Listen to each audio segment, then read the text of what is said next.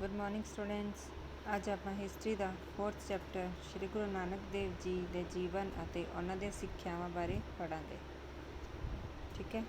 ਕਹਿੰਦੇ ਗੁਰੂ ਨਾਨਕ ਦੇਵ ਜੀ ਦੀ ਗਣਨਾ ਪੂਰੇ ਵਿਸ਼ਵ ਦੇ ਵਿੱਚ ਮਹਾਨ ਸ਼ਖਸੀਅਤਾਂ ਵਿੱਚ ਕੀਤੀ ਗਈ ਜਾਂਦੀ ਹੈ। ਸਿੱਖ ਪੰਥ ਦੇ ਸੰਸਥਾਪਕ ਸੀ।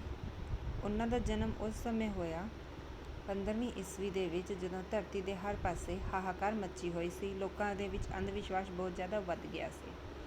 ਉਹ ਗਿਆਨਤਾ ਦੇ ਹਨੇਰੇ ਵਿੱਚ ਭਟਕ ਰਹੇ ਸੀ। ਅਧਰਮ, ਝੂਠ, ਭ੍ਰਿਸ਼ਟਾਚਾਰ ਦਾ ਬੋਲਬਾਲਾ ਸੀ। ਠੀਕ ਹੈ। ਕਹਿੰਦੇ ਉੱਚ ਜਾਤੀ ਦੇ ਲੋਕ ਨੀਵੀਂ ਜਾਤੀ ਦੇ ਲੋਕ ਨੂੰ ਛੋਹ ਜਾਣਾ ਵੀ ਪਾਪ ਸਮਝਦੇ ਸੀ। ਸਮਾਜ ਦੇ ਵਿੱਚ ਜੋ ਸਲੂਕ ਇਸਤਰੀਆਂ ਨਾਲ ਕੀਤਾ ਜਾਂਦਾ ਸੀ, ਉਸ ਨੂੰ ਸ਼ਬਦਾਂ ਦੇ ਵਿੱਚ ਵਰਣਨ ਨਹੀਂ ਕੀਤਾ ਜਾ ਸਕਦਾ। ਲੋਕ ਧਰਮ ਦੀ ਅਸਲੀਅਤ ਨੂੰ ਭੁੱਲ ਚੁੱਕੇ ਸੀ। ਸਿਰਫ ਅਡੰਬਰ ਅਤੇ ਕਰਮਕਾਂਡਾਂ ਦਾ ਵੀ ਦਿਖਾਵਾ ਜਿਹਾ ਹੋ ਰਿਹਾ ਸੀ। ਕਹਿੰਦੇ ਸ਼ਾਸਕ ਅਤੇ ਉਹਨਾਂ ਦੇ ਕਰਮਚਾਰੀ ਪ੍ਰਜਾ ਦੀ ਭਲਾਈ ਕਰਨ ਦੇ ਬਜਾਏ ਉਹਨਾਂ ਦਾ ਜ਼ੁਲਮ ਕਰ ਰਹੇ ਸੀ, ਅਤੇ ਜ਼ਿਆਦਾਤਰ ਸਮਾਂ ਉਹ ਕਿੱਥੇ ਬਿਤਾਉਂਦੇ ਸੀ? ਰੰਗਲੀਆਂ ਦੇ ਵਿੱਚ। ਗੁਰੂ ਨਾਨਕ ਦੇਵ ਜੀ ਨੇ ਅਗਿਆਨਤਾ ਦੇ ਹਨੇਰੇ ਦੇ ਵਿੱਚ ਭਟਕ ਰਹੇ ਮਨੁੱਖ ਨੂੰ ਗਿਆਨ ਦਾ ਸੱਚ ਦਾ ਮਾਰਗ ਦਿਖਾਇਆ। ਮਨੁੱਖਤਾ ਨੂੰ ਸਤਿਅਮ, ਸਾਂਝਵਾਲਤਾ ਦਾ ਸੰਦੇਸ਼ ਦਿੱਤਾ। ਗੁਰੂ ਨਾਨਕ ਦੇਵ ਜੀ ਦੀ ਜਾਦੂਈ ਜਿਹੜੀ ਸ਼ਖਸੀਅਤ ਸੀਗੀ, ਅਤੇ ਮਿੱਠੀ ਬਾਣੀ ਤੋਂ ਪ੍ਰਭਾਵਿਤ ਹੋ ਕੇ ਹਰ ਵਰਗ ਦੇ ਲੋਕ, ਧਰਮ ਦੇ ਲੋਕ ਉਹਨਾਂ ਦੇ ਸ਼ਰਧਾਲੂ ਬਣ ਗਏ। ਠੀਕ ਹੈ।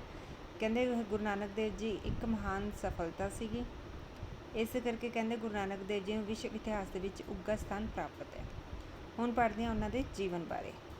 ਸਭ ਤੋਂ ਪਹਿਲਾਂ ਕਹਿੰਦੇ ਗੁਰੂ ਨਾਨਕ ਦੇਵ ਜੀ ਦਾ ਜਿਹੜਾ ਜੀਵਨ ਹੈ ਉਹ 3 ਹਿੱਸਿਆਂ 'ਚ ਵੰਡਿਆ। ਪਹਿਲਾ ਕਾਲ ਹੈ 1469 ਈਸਵੀ ਤੋਂ ਲੈ ਕੇ 1499, ਯਾਨੀ ਕਿ ਉਹਨਾਂ ਦੇ ਗਿਆਨ ਪ੍ਰਾਪਤੀ ਤੋਂ ਪਹਿਲਾਂ ਦਾ ਸਮਾਂ।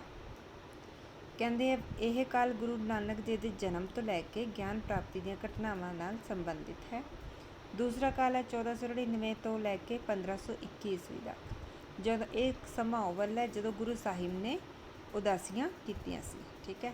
ਤੀਸਰਾ ਕਾਲ ਹੈ 1521 ਤੋਂ ਲੈ ਕੇ 1539 ਈਸਵੀ ਤੱਕ ਦਾ, ਜਦੋਂ ਉਹਨਾਂ ਨੇ ਆਪਣੇ ਪਰਿਵਾਰ ਦੇ ਨਾਲ ਆ ਕੇ ਕਰਤਾਰਪੁਰ ਨਿਵਾਸ ਕੀਤਾ ਸੀ ਅਤੇ ਸਿੱਖ ਪੰਥ ਦੇ ਵਿਕਾਸ ਲਈ ਕਾਰਜ ਕੀਤੇ ਸੀ, ਯਾਨੀ ਕਿ ਰਚਨਾਵਾਂ, ਆਪਣਾ ਕਾਲ ਲਿਖਿਆ ਸੀ। ਠੀਕ ਹੈ। ਹੁਣ ਸਭ ਤੋਂ ਪਹਿਲਾਂ ਆਪਾਂ ਪੜ੍ਹਾਂਗੇ ਉਹਨਾਂ ਦਾ ਪਹਿਲਾ ਕਾਲ 1469 ਤੋਂ ਲੈ ਕੇ 1499 ਈਸਵੀ ਤੱਕ। ਠੀਕ ਹੈ। ਜਨਮ ਅਤੇ ਮਾਤਾ ਪਿਤਾ ਤਾਂ ਆਪਾਂ ਨੂੰ ਸਭ ਨੂੰ ਪਤਾ ਹੈ ਕਿ ਉਹਨਾਂ ਦਾ ਜਨਮ 15 ਅਪ੍ਰੈਲ 1469 ਈਸਵੀ ਨੂੰ ਪੂਰਨਮਾਸ਼ੀ ਵਾਲੇ ਦਿਨ ਰਾਏਭੋਏ ਦੀ ਤਲਵੰਡੀ ਵਿਖੇ ਹੋਇਆ ਸੀ। ਠੀਕ ਹੈ। ਜੋ ਅੱਜ ਕੱਲ੍ਹ ਪਾਕਿਸਤਾਨ ਦੇ ਸ਼ੇਖੂਪੁਰਾ ਜ਼ਿਲ੍ਹੇ ਵਿੱਚ ਸਥਿਤ ਹੈ। ਇਸ ਸਥਾਨ ਨੂੰ ਨਨਕਾਣਾ ਸਾਹਿਬ ਕਿਹਾ ਜਾਂਦਾ ਹੈ। ਗੁਰੂ ਨਾਨਕ ਦੇਵ ਦੀ ਜਿਹੜੀ ਜਨਮ ਮਿਤੀ ਹੈ ਬੇਟਾ, ਉਹਨਾਂ ਬਾਰੇ ਇਤਿਹਾਸਕਾਰਾਂ ਦੇ ਵਿੱਚ ਬਹੁਤ ਸਾਰੇ ਮਤਭੇਦ ਹੈ। ਕਈ ਕਹਿੰਦੇ ਆ ਇਹ ਕੱਤਕ ਦੀ ਪੂਰਨਮਾਸ਼ੀ ਵਾਲੇ ਦਿਨ ਹੋਇਆ ਸੀ। ਠੀਕ ਹੈ। ਕਈ ਇਸ ਕੱਤਕ ਦੀ ਪੂਰਨਮਾਸ਼ੀ, ਜਿਹੜੇ ਕਿ ਆਪਾਂ ਜ਼ਿਆਦਾਤਰ ਇਸ ਪੂਰਨਮਾਸ਼ੀ ਨੂੰ ਹੀ ਗੁਰੂ ਨਾਨਕ ਦੇਵ ਜੀ ਦਾ ਜਨਮ ਦਿਨ ਮਨਾਉਂਦੇ ਹਾਂ। ਕਹਿੰਦੇ ਇਸ ਤਰ੍ਹਾਂ ਗੁਰੂ ਨਾਨਕ ਦੇਵ ਜੀ ਦਾ ਨਾਨਕ ਨਾਂ ਵੀ ਰੱਖਿਆ ਗਿਆ, ਅਤੇ ਇਸੇ ਤਰ੍ਹਾਂ ਇਹ ਮਿਤੀ ਵੀ ਠੀਕ ਇਤਿਹਾਸਕਾਰਾਂ ਦੇ ਵਿੱਚ ਮਤਭੇਦ ਪੈਦਾ ਕਰਦੀ ਹੈ। ਠੀਕ ਹੈ। ਕਹਿੰਦੇ ਗੁਰੂ ਨਾਨਕ ਦੇਵ ਜੀ ਦਾ ਨਾਨਕ ਨਾਂ ਉਹਨਾਂ ਦੀ ਭੈਣ ਨਾਨਕੀ ਦੇ ਕਾਰਨ ਰੱਖਿਆ ਗਿਆ ਸੀਗਾ। ਇਹਨਾਂ ਦੇ ਪਿਤਾ ਦਾ ਨਾਮ ਮਹਿਤਾ ਕਾਲੂ, ਠੀਕ ਹੈ, ਜਿਹੜੀ ਕਿ ਬੇਦੀ ਜਾਤੀ ਦੇ ਨਾਲ ਸੰਬੰਧ ਰੱਖਦੇ ਸੀ, ਜੋ ਕਿ ਖੱਤਰੀ ਪਰਿਵਾਰ ਦੇ ਸੀ। ਮਹਿਤਾ ਕਾਲੂ ਪਿੰਡ ਦੇ ਪਟਵਾਰੀ ਸਨ। ਮਾਤਾ ਤ੍ਰਿਪਤਾ ਦੇਵੀ ਸੀ, ਉਹ ਧਾਰਮਿਕ ਵਿਚਾਰਾਂ ਵਾਲੀ ਸੀ। ਠੀਕ ਹੈ। ਉਸ ਤੋਂ ਬਾਅਦ ਆ ਗਿਆ ਬਚਪਨ ਅਤੇ ਸਿੱਖਿਆ। ਕਹਿੰਦੇ ਗੁਰੂ ਨਾਨਕ ਦੇਵ ਜੀ ਦਾ ਬਚਪਨ ਬੜੇ ਗੰਭੀਰ ਅਤੇ ਵਿਚਾਰਸ਼ਾਲੀ ਸੁਭਾਅ ਦੇ ਸੀ। ਉਹਨਾਂ ਦਾ ਝੁਕਾਅ ਖੇਡਾਂ ਵੱਲ ਘੱਟ ਅਤੇ ਪਰਮਾਤਮਾ ਦੀ ਭਗਤੀ ਵੱਲ ਜ਼ਿਆਦਾ ਸੀ। ਕਹਿੰਦੇ ਅਕਸਰ ਪਰਮਾਤਮਾ ਦੇ ਵਿਚਾਰਾਂ ਵਿੱਚ ਲੀਨ ਰਹਿੰਦੇ ਸੀ। ਜਦੋਂ ਉਹ 7 ਸਾਲ ਦੇ ਹੋਏ ਸੀਗੇ ਤਾਂ ਉਹਨਾਂ ਨੇ ਪੰਡਤ ਗੋਪਾਲਾ ਦੀ ਪਾਠਸ਼ਾਲਾ ਦੇ ਵਿੱਚ ਹਿੰਦੀ ਅਤੇ ਗਣਿਤ ਦੀ ਮੁੱਢਲੀ ਸਿੱਖਿਆ ਪ੍ਰਾਪਤ ਕਰਨ ਲਈ ਭੇਜਿਆ। ਗੁਰੂ ਸਾਹਿਬ ਨੇ ਕਹਿੰਦੇ ਤਾਂ ਉਹਨਾਂ ਨੇ ਆਪਦੇ ਅਧਿਆਤਮਿਕ ਵਿਚਾਰਾਂ ਦੇ ਨਾਲ ਹੀ ਉਹਨਾਂ ਨੂੰ ਪ੍ਰਭਾਵਿਤ ਕੀਤਾ ਅਤੇ ਨਾਲ ਹੈਰਾਨ ਕਰਤਾ। ਇਸ ਤੋਂ ਬਾਅਦ ਗੁਰੂ ਸਾਹਿਬ ਨੇ ਬ੍ਰਿਜਨਾਥ ਦੇ ਕੋਲੋਂ ਸੰਸਕ੍ਰਿਤ, ਮੌਲਵੀ ਕੁਤੁਬਦੀਨ ਤੋਂ ਫਾਰਸੀ ਅਤੇ ਅਰਬੀ ਦਾ ਗਿਆਨ ਹਾਸਿਲ ਕਰਿਆ, ਅਤੇ ਪੜ੍ਹਾਈ ਦੇ ਵਿੱਚ ਲੇਕਿਨ ਕਹਿੰਦੇ ਉਹ ਦਿਲਚਸਪੀ ਘੱਟ ਲੈਂਦੇ ਸੀ। ਭੁੱਖੇ ਸਾਧੂ ਸੰਤਾਂ ਨੂੰ ਮਿਲ ਕੇ ਉਹ ਜ਼ਿਆਦਾ ਖੁਸ਼ ਹੁੰਦੇ ਸੀ। ਠੀਕ ਹੈ। ਫਿਰ ਕਹਿੰਦੇ ਜਦੋਂ 9 ਸਾਲਾਂ ਦੀ ਉਮਰ ਦੇ ਵਿੱਚ ਜਦੋਂ ਉਹਨਾਂ ਨੂੰ ਪੰਡਿਤ ਪੁਰੋਹਿਤ ਹਰਦਿਆਲ ਜੀ ਨੇ ਜਨੇਊ ਪਾਉਣ ਲਈ ਬੁਲਾਇਆ, ਤਾਂ ਉਹਨਾਂ ਨੇ ਇਸ ਤੋਂ ਇਨਕਾਰ ਕਰਤਾ ਸੀ। ਉਹ ਸਿਰਫ ਉਹਨਾਂ ਦਾ ਕਹਿਣ ਦਾ ਮਤਲਬ ਸੀ ਕਿ ਉਹ ਸਿਰਫ ਦਇਆ, ਸੰਤੋਖ, ਜਤ, ਸਤ ਦਾ ਬਣਿਆ ਹੋਇਆ ਜਨੇਊ ਹੀ ਪਾਉਣਗੇ, ਜਿਹੜਾ ਨਹੀਂ ਤਾਂ ਟੁੱਟਦਾ, ਨਾ ਸੜਦਾ ਹੈ, ਅਤੇ ਨਾ ਹੀ ਮੈਲਾ ਹੋ ਸਕਦਾ ਹੈ। ਉਸ ਤੋਂ ਬਾਅਦ ਆ ਗਏ ਬੇਟਾ ਵੱਖ-ਵੱਖ ਕੀਤੇ। ਕਹਿੰਦੇ ਗੁਰੂ ਨਾਨਕ ਦੇਵ ਜੀ ਗੁਰੂ ਦੇ ਪਿਤਾ ਸੀ ਜਿਹੜੇ, ਉਹ ਗੁਰੂ ਨਾਨਕ ਦੇਵ ਜੀ ਨੂੰ ਗੰਭੀਰ ਅਤੇ ਸਦਾ ਪਰਮਾਤਮਾ ਦੇ ਵਿੱਚ ਮਗਨ ਹੋ ਕੇ ਵੇਖ ਕੇ ਚਿੰਤਿਤ ਹੋਣ ਲੱਗੇ ਸੀ। ਇਸੇ ਕਰਕੇ ਉਹਨਾਂ ਨੂੰ ਕਾਰ ਵਿਹਾਰ ਵਿੱਚ ਲਗਾਉਣ ਲਈ ਸੋਚਿਆ। ਸਭ ਤੋਂ ਪਹਿਲਾਂ ਉਹਨਾਂ ਨੂੰ ਮੱਝਾਂ ਚਰਾਉਣ ਲਈ ਸੌਂਪਿਆ ਗਿਆ, ਲੇਕਿਨ ਉਹ ਭਗਤੀ 'ਚ ਇੰਨੇ ਨਹੀਂ ਰਹਿੰਦੇ ਸੀ ਕਿ ਗੁਰੂ ਨਾਨਕ ਦੇਵ ਜੀ ਨੇ ਜਿਹੜੀਆਂ ਮੱਝਾਂ ਸੀਗੀਆਂ ਉਹਨਾਂ ਨੇ ਕਿਸਾਨਾਂ ਦੇ ਖੇਤਾਂ ਨੂੰ ਨਸ਼ਟ ਕਰਤਾ। ਜਦੋਂ ਉਹਨਾਂ ਨੂੰ ਸ਼ਿਕਾਇਤਾਂ ਮਿਲਣ ਲੱਗ ਗਿਆ ਤਾਂ ਨਾਨਕ ਨੂੰ ਇਸ ਕੰਮ ਤੋਂ ਹਟਾ ਕੇ ਖੇਤੀਬਾੜੀ 'ਤੇ ਲਗਾਤਾ। ਕਹਿੰਦੇ ਖੇਤੀਬਾੜੀ ਦਾ ਕਿੱਤਾ ਵੀ ਗੁਰੂ ਨਾਨਕ ਦੇਵ ਜੀ ਲਈ ਕੋਈ ਖਾਸ ਦਿਲਚਸਪੀ ਨਹੀਂ ਦਿਖਾਈ।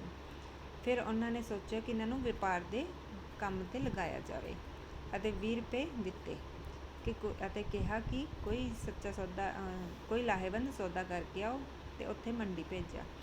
ਕਹਿੰਦੇ ਰਸਤੇ ਵਿੱਚ ਗੁਰੂ ਜੀ ਨੂੰ ਕੋਈ ਭੁੱਖੇ ਸਾਧੂਆਂ ਦੀ ਇੱਕ ਟੋਲੀ ਮਿਲੀ ਜੋ ਕਈ ਦਿਨਾਂ ਤੋਂ ਭੁੱਖੇ ਸੀ। ਉਹਨਾਂ ਨੇ ਸਾਰੇ ਰੁਪਇਆਂ ਦਾ ਉਹਨਾਂ ਨੂੰ ਭੋਜਨ ਕਰਵਾ ਦਿੱਤਾ ਅਤੇ ਖਾਲੀ ਹੱਥ ਵਾਪਸ ਆ ਗਏ।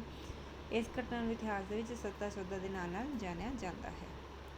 ਫਿਰ ਆ ਗਿਆ ਬੇਟਾ ਵਿਆਹ। ਗੁਰੂ ਨਾਨਕ ਦੇਵ ਜੀ ਦੇ ਸੰਸਾਰਿਕ ਕੰਮਾਂ ਵਿੱਚ ਦਿਲਚਸਪੀ ਪੈਦਾ ਕਰਨ ਦੇ ਲਈ ਮਹਿਤਾ ਕਾਲੂ ਜੀ ਨੇ ਇਹਨਾਂ ਦਾ ਵਿਆਹ ਬਟਾਲਾ ਨਿਵਾਸ ਦੀ ਜਿਹੜੀ ਪੁੱਤਰੀ ਸੀ ਮੂਲਚੰਦ ਦੀ ਸਪੁੱਤਰੀ ਸੁਲੱਖਣੀ ਦੇਵੀ ਜੀ ਨਾਲ ਕਰ ਦਿੱਤਾ ਅਤੇ 14 ਵਰ੍ਹਿਆਂ ਦੀ ਸੀ ਉਸ ਸਮੇਂ ਇਹਨਾਂ ਦੀ ਏਜ। ਠੀਕ, ਕਹਿੰਦੇ ਸਮੇਂ ਦੇ ਨਾਲ ਆਪ ਜੀ ਦੇ 2 ਪੁੱਤਰ ਸ਼੍ਰੀ ਚੰਦ ਅਤੇ ਲక్ష్ਮੀ ਦਾਸ ਪੈਦਾ ਹੋਏ ਅਤੇ ਵਿਅਕਤੀਗਤ ਜੀਵਨ ਦੀਆਂ ਜ਼ਿੰਮੇਵਾਰੀਆਂ ਵੀ ਗੁਰੂ ਜੀ ਨੂੰ ਅਧਿਆਤਮ ਮਾਰਗ ਤੋਂ ਹਟਾ ਨਾ ਹੀ ਸਕੀਆਂ। ਫਿਰ ਕਹਿੰਦੇ ਸੁਲਤਾਨਪੁਰ ਲੋਧੀ ਦੇ ਵਿੱਚ ਨੌਕਰੀ ਕਰਨੀ। ਕਹਿੰਦੇ ਗੁਰੂ ਨਾਨਕ ਦੇਵ ਜੀ ਜਦੋਂ 20 ਸਾਲਾਂ ਦੇ ਸੀ ਉਸ ਸਮੇਂ ਮਹਿਤਾ ਕਾਲੂ ਜੀ ਨੇ ਇਹਨਾਂ ਨੂੰ ਸੁਲਤਾਨਪੁਰ ਲੋਧੀ ਵਿਖੇ ਆਪਣੇ ਜਵਾਈ ਜੈ ਰਾਮ ਜੀ ਕੋਲੇ ਭੇਜ ਦਿੱਤਾ। ਕਹਿੰਦੇ ਜੈ ਰਾਮ ਜੀ ਦੌਲਤ ਖਾਨ ਲੋਧੀ ਦੇ ਨੌਕਰੀ ਦੇ ਵਿੱਚ ਇੱਕ ਉੱਚ ਕਰਮਚਾਰੀ ਸਨ। ਉਸ ਦੀ ਸਿਫਾਰਿਸ਼ 'ਤੇ ਗੁਰੂ ਨਾਨਕ ਦੇਵ ਜੀ ਨੂੰ ਮੋਦੀਖਾਨੇ ਦੇ ਵਿੱਚ ਨੌਕਰੀ ਮਿਲ ਗਈ, ਪਰ ਆਪਣੀ ਯੋਗਤਾ ਦੇ ਨਾਲ ਕੰਮ ਕੀਤਾ। ਗੁਰੂ ਸਾਹਿਬ ਨੇ ਜੋ ਕੁਝ ਪ੍ਰਾਪਤ ਕੀਤਾ ਉਹ ਲੋੜਵੰਦਾਂ ਨੂੰ ਵੰਡ ਦਿੱਤਾ। ਨੈਕਸਟ ਆ ਗਿਆ ਗਿਆਨ ਪ੍ਰਾਪਤੀ। ਗੁਰੂ ਨਾਨਕ ਦੇਵ ਜੀ ਸੁਲਤਾਨਪੁਰ ਲੋਧੀ ਵਿੱਚ ਰਹਿੰਦੇ ਹੋਏ ਰੋਜ਼ਾਨਾ ਸਵੇਰੇ ਬੇਈ ਨਦੀ ਵਿੱਚ ਇਸ਼ਨਾਨ ਕਰਨ ਜਾਂਦੇ ਸੀ। ਇੱਕ ਦਿਨ ਉਹ ਇਸ਼ਨਾਨ ਕਰਦੇ ਹੋਏ 3 ਦਿਨ ਅਲੋਪ ਰਹੇ। ਇਸ ਸਮੇਂ ਉਹਨਾਂ ਨੂੰ ਸੱਚੇ ਗਿਆਨ ਦੀ ਪ੍ਰਾਪਤੀ ਹੋਈ। ਉਸ ਸਮੇਂ ਉਹਨਾਂ ਦੀ ਉਮਰ 30 ਵਰ੍ਹਿਆਂ ਦੀ ਸੀ। ਗਿਆਨ ਪ੍ਰਾਪਤੀ ਤੋਂ ਬਾਅਦ ਗੁਰੂ ਨਾਨਕ ਸਾਹਿਬ ਜੀ ਸਭ ਤੋਂ ਪਹਿਲਾਂ ਨਾ ਕੋ ਹਿੰਦੂ ਨਾ ਕੋ ਮੁਸਲਮਾਨ ਦੇ ਸ਼ਬਦ ਕਹੇ। ਇਸ ਤੋਂ ਭਾਵ ਸੀ ਹਿੰਦੂ ਜਾਂ ਮੁਸਲਮਾਨ ਕੋਈ ਵੱਖਰੇ ਨਹੀਂ, ਬਲਕਿ ਅਕਾਲ ਪੁਰਖ ਦੇ ਬਣਾਏ ਹੋਏ ਬੰਦੇ ਹਨ। ਇਸ ਤਰ੍ਹਾਂ ਉਹਨਾਂ ਨੇ ਆਪਸੀ ਭਾਈਚਾਰੇ ਦਾ ਸਿਧਾਂਤ ਪ੍ਰਚਲਿਤ ਕੀਤਾ। ਠੀਕ ਹੈ, ਇਹ ਸੀ ਬੇਟਾ ਆਪਣਾ ਗੁਰੂ ਨਾਨਕ ਦੇਵ ਜੀ ਦਾ ਪਹਿਲਾ ਕਾਲ। ਉਸ ਤੋਂ ਬਾਅਦ ਬੇਟਾ ਇਹਨਾਂ ਦਾ ਆਏਗਾ ਦੂਸਰਾ ਕਾਲ 1499 ਈਸਵੀ ਤੋਂ ਲੈ ਕੇ 1421 ਈਸਵੀ ਦੇ ਵਿੱਚ, ਜਿਹਦੇ ਵਿੱਚ ਉਹਨਾਂ ਨੇ ਵੱਖ-ਵੱਖ ਥਾਵਾਂ 'ਤੇ ਯਾਤਰਾਵਾਂ ਕੀਤੀਆਂ ਜਾਂ ਕਹੋ ਕਿ ਉਹਨਾਂ ਦੀਆਂ ਉਦਾਸੀਆਂ। ਠੀਕ ਹੈ ਬੇਟਾ।